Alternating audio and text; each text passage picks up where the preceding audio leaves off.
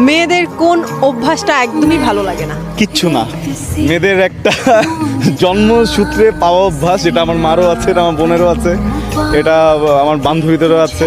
জীবনে প্রেম করেছিলাম, আমার ওই প্রেমিকারও ছিল। যদি জিজ্ঞেস করা হয় হঠাৎ করে চুপ করে থাকে, চুপ করে থাকে, কোনো কথা বলে না। তখন গিয়ে যদি জিজ্ঞেস করি কী ব্যাপার, প্রবলেম, মানে এই কিছু না বলার পরে যদি কোনো পুরুষ মেনে নেয় যে আসলেই কিছু হয়নি, আর পুরুষটা যদি চুপ থাকে, ওর জীবন শেষ। ওর জীবন শেষ। কখনো যদি কোনো মেয়ে, এটা আমার সকল পুরুষ ভাইদের জন্য বলছি, কখনো আপনার মা হতে পারে, বোন হতে পারে, স্ত্রী হতে পারে, প্রেমিকা হতে পারে, বান্ধবী হতে পারে, কখনো কোনো মেয়ে যদি দেখেন চুপ করে কোনো কর্নারে বসে আছে, মানে আপনি তাকে যদি জিজ্ঞেস করেন যে কী হয়েছে, সে যদি বলে কিছুই হয়নি, বিশ্বাস করবেন না।